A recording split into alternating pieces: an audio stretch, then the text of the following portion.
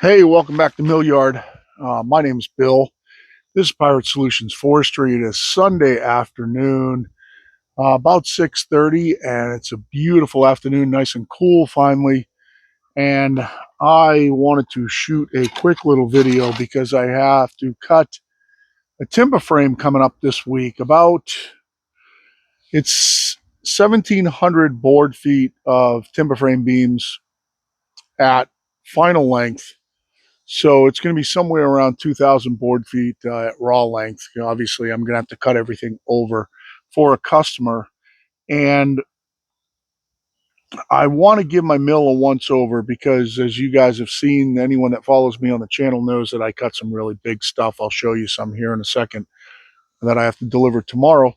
But I want to make sure that my mill's really close, um, level wise, for cutting these frame beams so that they come out, really good for the customer. And I've shown this before, but I think it's really important. I don't know how videos fall off or anything like that, but it seems like, nobody watches any of the older ones.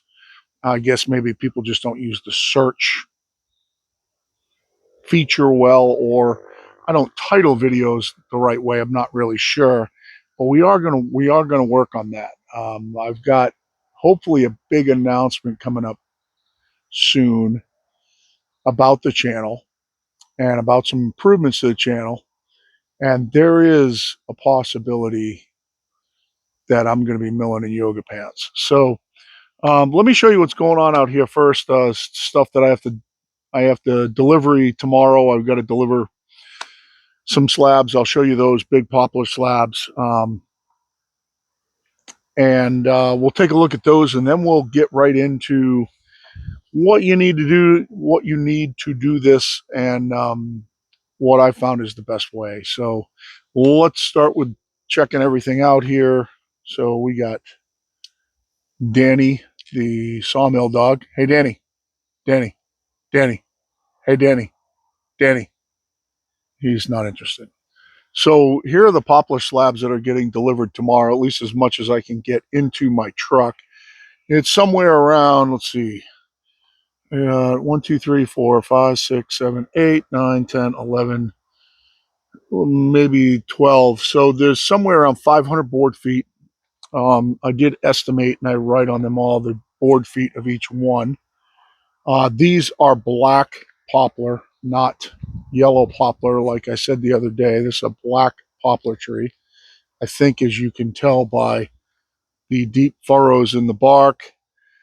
Um, they're really pretty slabs. The color's great.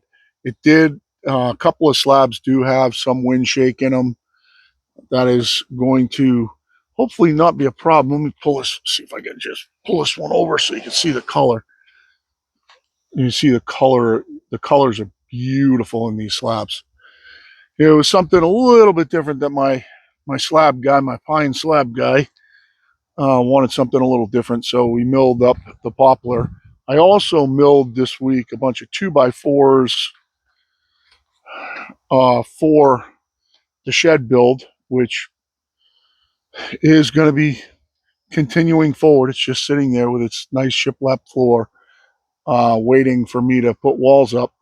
And it just seems like, money gets in the way and life gets in the way. So we are going to do that hopefully after we cut this timber frame order. I do have some beams lying around that I'll be able to use. I'll try to use up as much as I have for him to get rid of some of the stuff that's lying around on the ground. But let's get into leveling here. So there's going to be a little bit, this can be a simple thing, but there's also a little bit of theory that goes, leveling theory that goes in here. Um, when I was an erector, we had to put in and level floors of precast concrete. So I have had to spend days and days and days with pole shores and jacks leveling floors. And um, I have a pretty good background. And aside from being a builder and um, my background in leveling on that side, leveling and plumb and all that stuff. What I use to level my sawmill is fairly simple. I use an 8-foot level. I have two of them, but one is even though it reads level, is a beater that I take in my truck when I go out in the field. And then I have one that is just a perfect brand new one, and that is just happens to be this Empire right here. And then also we're going to need a 4-footer. You don't really need the 4-footer. You could do it all with the 8-footer, but I bring a 4-footer for convenience. This one just happens to be a super expensive carbon fiber DeWalt one that DeWalt gave me years ago. And I use this when I go out in the field because it's indestructible. You don't need to have super high expensive levels, high dollar expensive levels, but you do need levels that read level. I'll show you how to check that really quick. And what we're going to do is we're going to breeze over this mill really fast. Make sure your view's good. Yeah. We're going to breeze over this mill really fast to try to give us a topographical picture of what the shape of the mill is. There's no such thing as perfect. Everything is a wavy line. There is no such thing as perfect. No matter how perfect you get it, it's still not perfect.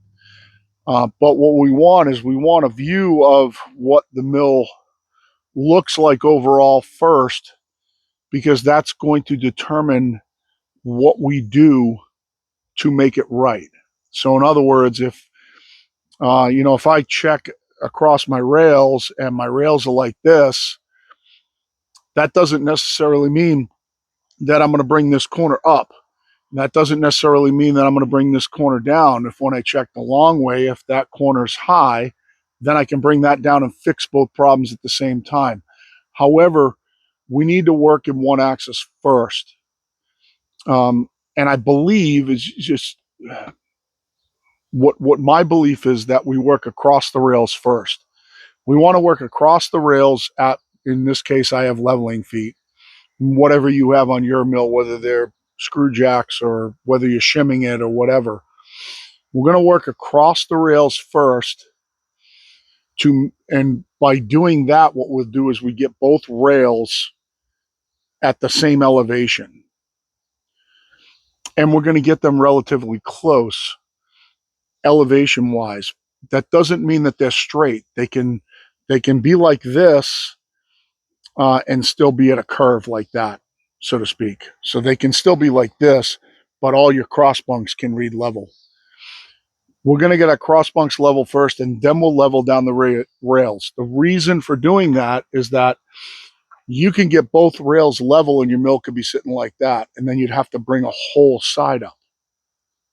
So if you level your rails first, the long ways, and you get them both perfect, they could be at different elevations. And then what you'd have to do is you would have to you'd have to bring one side up perfectly even to get it to the same elevation. In other words, level across, perpendicular to the rail. So I think it makes more sense to level across the rails first. We'll get them all close, well, as close as we can get them. And then we will check the long way. I've been dropping a lot of heavy logs on this mill. I know there's a really good chance that it's not perfect.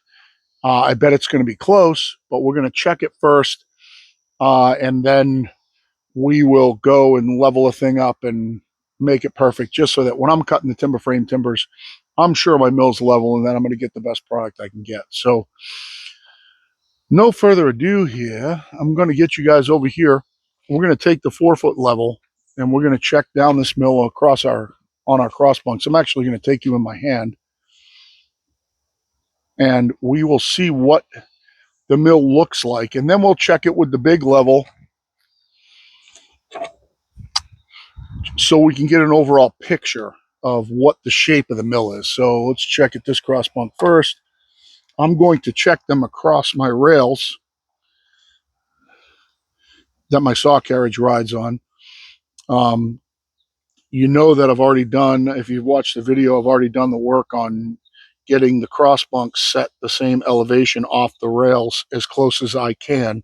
So you can check them up here, but in theory, it's going to end up being the same. So if you look down on the bubble right now, this cross bunk is actually perfect.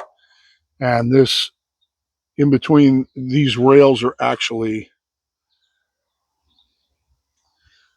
close. They're not perfect. So actually, this cross bunk is still not exactly perfect. It's really close, but it's not perfect to the rails, because my cross bunk here is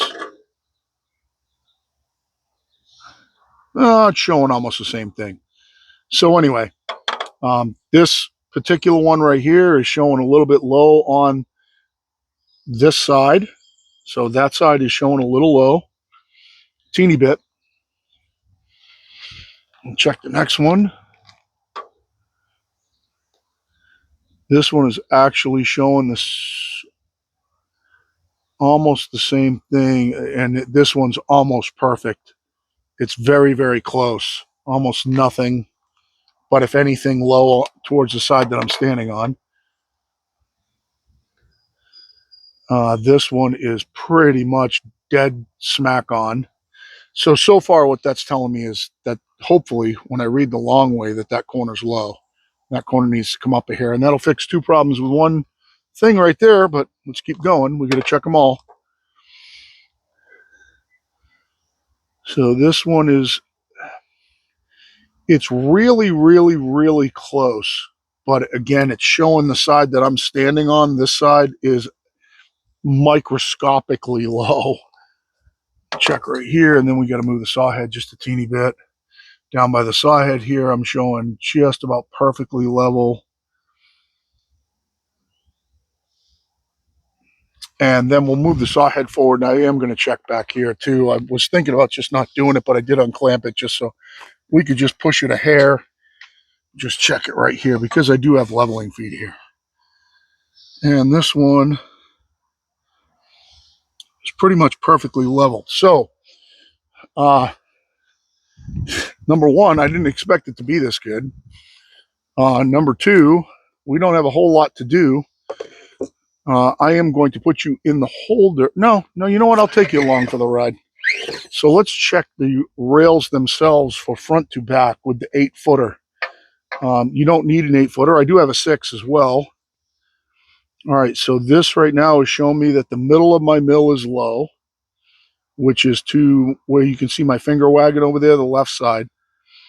I want to show you the bubbles.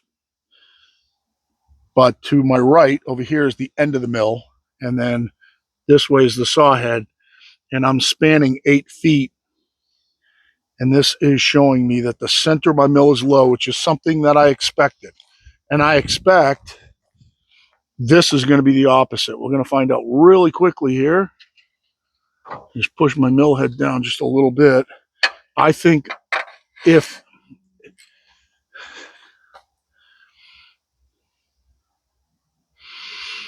all right, so this side of center, so if you can see this center down there, 8 feet down on this side of center. Come on, focus. I am showing really, really, really level. Let me get your parallax out here. Pretty much perfect. So again, that kind of disagrees with my crossways there. In theory right now, that corner down there needs to go down. And that disagrees with that crossways, which means that that corner over there is probably going to have to go down as well. Let's just check it dead in the middle. If this seems tedious to you and you don't care about this stuff, then this probably isn't going to be the video for you. So dead smack in the middle of the rails, I am showing on an 8-foot level, pretty much dead perfect. So this mill, in all honesty, is close enough to not even have to touch it, but let's just go through the process. So we're going to check this side now. In this mill, there's, unless I see something crazy on this side, there's nothing going on here. This side is the same thing. This end over here is high, which is good. That means that those can come down together, which will help me level that one discrepancy crossways. And then we'll check it here, and hopefully it doesn't show the opposite. And it doesn't. This here on this end, it's perfectly level, which really, really surprises me. I mean, you can even see my blocks under my feet down there have moved around. You can see that some of the feet have kind of dug in. And I have put some massive logs on this mill. That really, really surprises me. So what we're going to do, we don't really have to do a lot crossways. We are going to level the mill crossways first,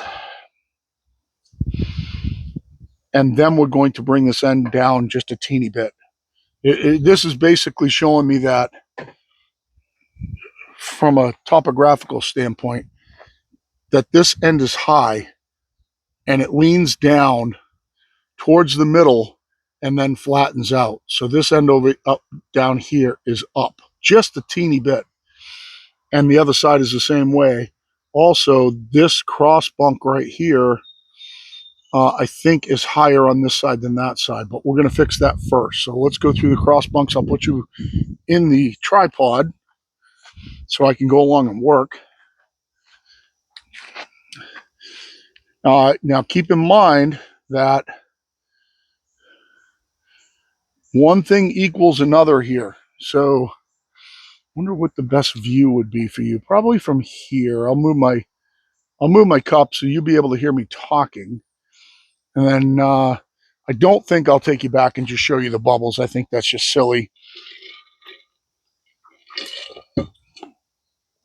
So what I want to do first is I want to get this cross bunk level side to side and make sure the rest of them are as well.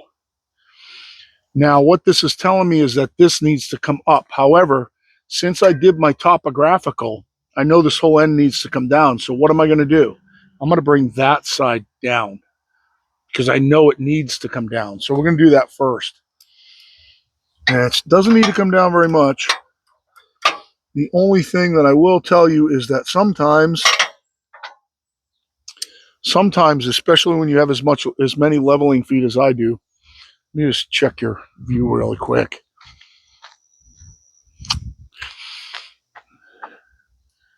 Yeah. Sometimes when you have as many leveling feet as I do, leveling feet can hold off leveling feet. So if I try to bring this down and it's already loose, I might have to bring that one down a little bit to get this one down. So we will see about that. So I'm going to start bringing this down and see if it moves the bubble.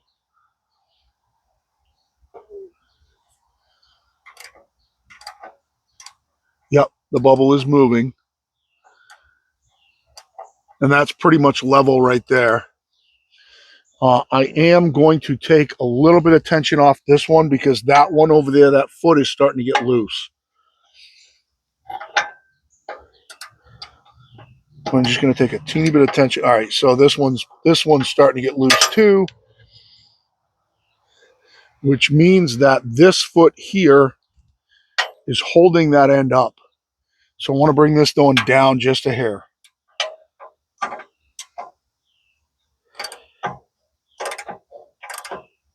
Not very much. That's going to make that foot get tight. Yep. And it's just about perfect. I want to just go just a hair more down. And it's getting loose, so I got to bring this one down just a hair because this one's holding it up. That's essentially making this corner settle.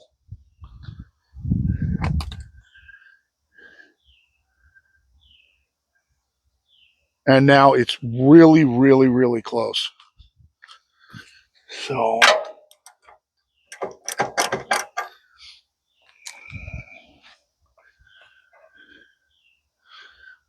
can I improve on that? It's really, really close. This one down just a hair. Okay, so this one's perfect. Check the next one. Now there's a chance because I brought this one down that I'm out. This one's perfect.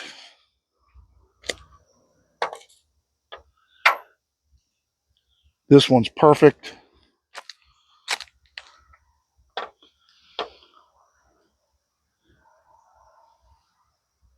This one's perfect. I already know the end's perfect. I haven't done anything down there. And this one's perfect. So right now, all my cross bunks are level. Now we got to go to work on getting the slight little bow out of this mill. So this mill is still sitting high on this end. It's just sitting high level. So we're going to have to take out kind of the same amount on those and maybe a little bit on those to get them down. Because I can tell you if I loosen those, they get loose. So these two are probably going to have to come down just a little bit. Then we might have to check the crossways, but we only have to work right here now. So let's check the long way here. Not up on the stop. Okay, so yeah, I'm showing still a little high on this end. And I want to check the other side really quick so I have a guess at how much to take it down. Try and do this even, but it might take a couple of trips back and forth. Yeah, and it's just a teeny bit high on this end. So what we need to do, just throw that on the cross bunks really quick.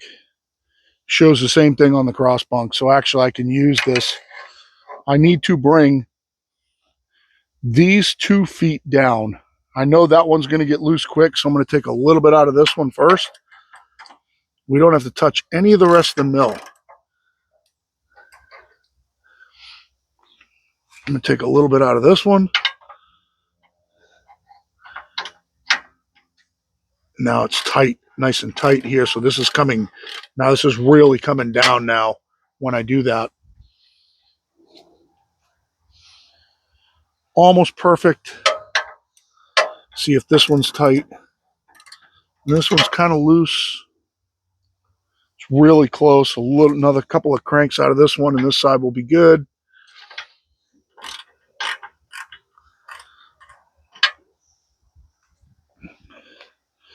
Let's check the rail. Really close.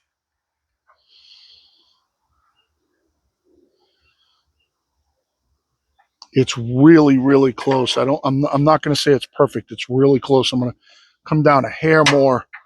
Might as well buy once, cry once here.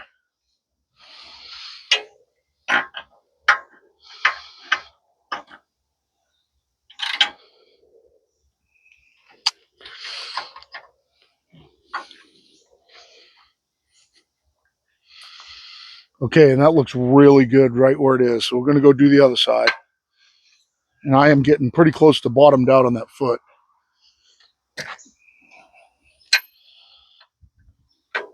So this side should still show the same thing.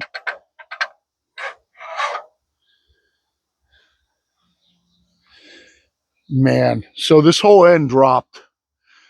And I have a feeling that that corner was holding it up.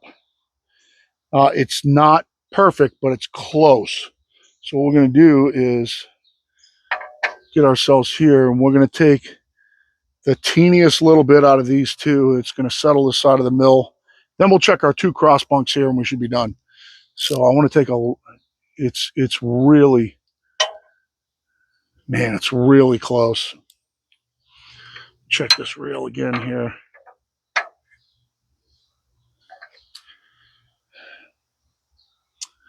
It's only going to come down a hair. But basically what I want to do is I want to find out which one of these is tight and just loosen it a hair. This one's pretty tight. And then let's see what this corner looks like. Doesn't take very much, guys. I would almost bet that was good. So hopefully this corner's settled. That corner's probably way tight now.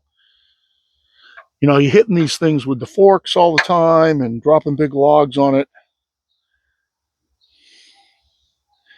Man, it's really hard to improve on. It's so close. And up here on my cross bunks, I'm perfect. Which means one of these bunks is slightly out from the rail. I'm just going to try and take it down just a hair more. All right, this one's pretty loose, so it's still sitting up here.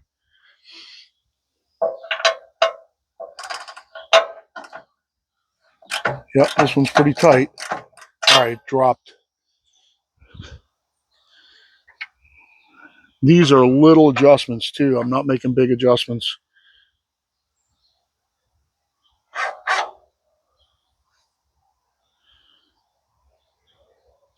All right, I'm showing pretty much dead on. Let's do it. Let's check our cross bunks really quick.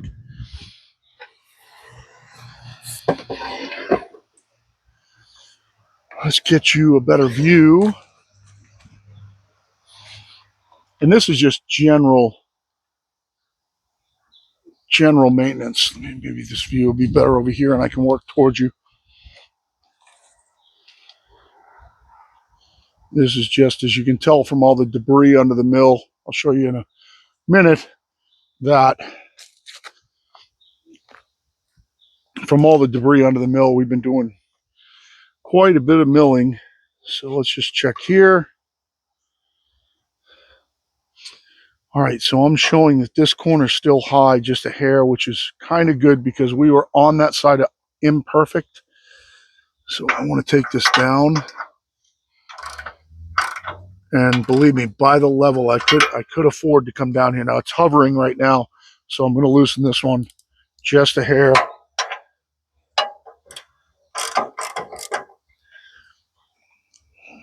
That should have fixed it. What we're doing right now is we're taking twist out of the mill.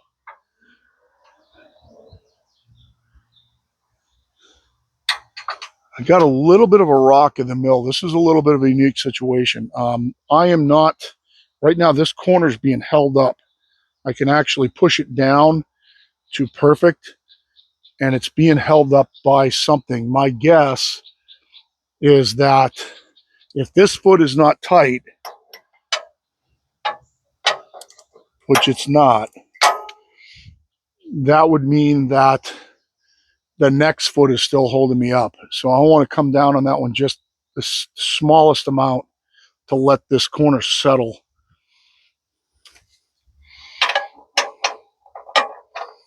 I don't know if you can see me or not, but wow, this one's wicked tight. So this is holding up this whole side of the mill. And I'm only adjusting it a teeny bit, just enough to get this on the ground. Be able to tell by my bubble. Now I can't move it.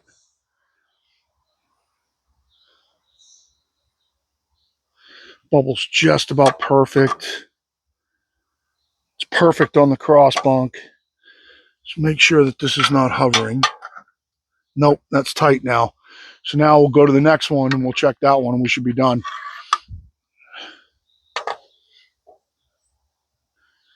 And this one's pretty much dead on.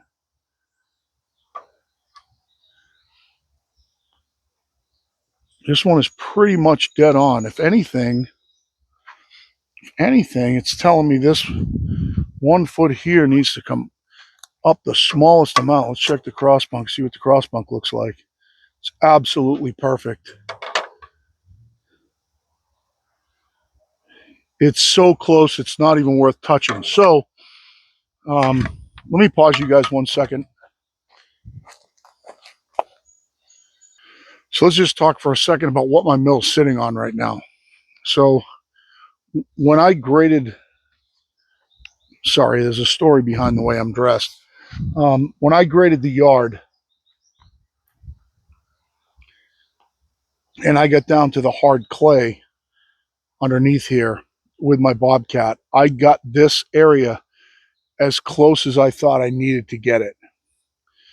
It was a little bit off, but the dirt under here is concrete hard. As you can tell, this end of the mill needed to come up 3.5 inches versus the far end right here on this corner. I just used blocks. What my mill is sitting on are two 24-foot pressure treated 2x12s. So there's one here and one underneath it. They're not screwed together. They're not on piers. They're not fastened side to side. They're just two 24-foot long 2x12 pressure treated on each side. The reason I did that was for flotation. I didn't want any breaks in my length that could move. So these with double thick 2x12, so 3 inches thick, 11 and a half inches wide, 24 feet long. This gives me mega flotation. So in other words, I have a foot every 4 feet. What it would take for a modulus bending force to bend, now out here on the end, it wouldn't take as much, but in the middle of the mill, what it would take to bend the 2x4s in between the 4-foot sections would be at double thick, 2x4s, 2x12s. At double thick, it would take mega force to do that.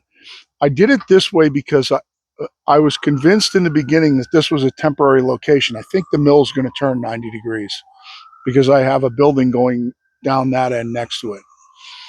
And I still think that's what's going to happen. However, I didn't want to put piers in and all that. I'm not convinced you need to, guys. My mill stays that close over months and months and months of rain, big max logs, monster 5, 6, 7, 8,000 pound logs, the whole 9 yards. My mill stays that close to level. Very, very, very, very close every single time I check it. These just don't move. And what it does is it keeps me a little bit from beating the crap out of the mill. I'll show you something that if this mill was fastened down, I'll show you something that would be a real problem with this mill. So if you come in here, if I take you in and I show you, these are my stops and my adjustable stop and my dog. If you look at the bracket that this goes into, see how bent that pin is? See how mashed out this bracket is? That's from logs rolling up against the stop, pulling this thing that way against that pin. And that pin has deformed this bracket that much. Now I'll show you what one should look like, because here I have some brand new brackets down here that don't get used. And that happens on every one. That one has been on that side. This one here, I don't use a ton, but you can still see how much the pin's bent. So when a big, huge log rolls up against that stop, it pulls this whole mechanism over and it bends that pin. You would rather have it bend that pin than be destroying your mill. So we were talking up at the Norwood open round table. I sat in a round table at Norwood for 8 hours with the CEO and the engineering teams and the marketing teams and everything. We were talking about the log loader and how much the log loader will load versus what the mill will support, and the shear pins on the log loader. And one of the guys that puts these together was saying that he was breaking a lot of shear pins and he was replacing them with hardened pins. And then, of course, the engineer said, we don't want you replacing them with hardened pins. Those shear pins are designed to break when the loader's overloaded. That's what they're designed for. That's why they break. That brings up the thing about this being the way that it is. These pins being bent like that. This is me rolling big, huge logs onto this mill with forks, smashing up against my log stops. And the pin is bending instead of just putting all that on the rails and twisting this thing into a pretzel. And don't get me wrong, this is a super, super strong deck, but you're putting a lot of pressure on this deck when you roll logs on like I do with forks. You should be doing it with grapples. Not everybody has grapples. It should be done gently. It's not done gently in the real world. You know, you get big logs, they're rolled on. You got forks in here, your forks are hitting on those. I think I could just see some marks. Well, you can see marks on my rail over there for when my fork tips are tipping down and they're scraping on there. You know, my machine is 9,600 pounds. So when you fork down, you see some marks over here from forks. And those could be from my PV as well, not sure. But when those forks tilt down with 9,600 pounds of weight, plus the log, you're talking about probably 15,000 with a big log. You're putting all the pressure on these rails with your forks. You can't see, so you shouldn't do it that way. However, that's how it works in the real world. That's what people are doing. So, you know, this minimal amount of pin bending is a good thing. It's not a bad thing. And my 2x12s, my double 2x12s, which you can see are buried now, flotation wise, hold this mill perfectly level over time with rain, with water washing through here and the ground moving around and everything. I can't tell you that the ground underneath those is like cement. So, and it's been like that for a long time. But if I had this mill on concrete and secured down, all that force is going into this and then those feet. I'd be bending those feet over. If you see some of the feet that are, you could probably use another shim underneath them that are pretty extended over there. If this was secure, if those feet were secured down to concrete and I rolled something onto this mill, you're going to fold those over. You're going to break those off. So this setup, the way I have it, you can see how much my feet slide around. I can't show you here because it's all covered, but maybe I can show you over here. You see how much that foot slides around. You can see it here clearly. See how much that foot is moved. That's a good thing. It's not a bad thing. That means that when the log rolls on here and smashes up against the stops, the mill's able to move a little bit. And then I come in with the, you know, my forks and I fork under it and I push it back to where it needs to be. And Bob's your uncle. You know, you can see on this, you see how much the foot's moved around in that. You can see how much the foot's moved around in that. But that is saving my mill. Those of you who want to build this superstructure under your mills and put all this time and money into big timbers and blah, blah, blah, blah, blah, and piers and the whole 9 yards, or pouring a concrete pad and securing your mill down to a concrete pad, I don't think it's a good idea, guys. I don't. It's going to be really hard on your mill. Robert Milton talked about this. I don't know if any of you watch Robert Milton at Hobby Hardwoods, but he just poured a new pad under his LT70. He talks about this exact thing.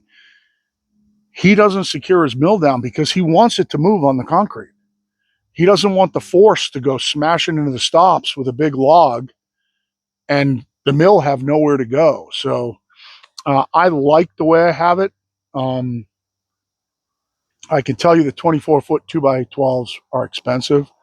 They go from 20. I bought 20 footers first, and then because I had a 20-foot deck and I figured they would just fit, didn't measure it.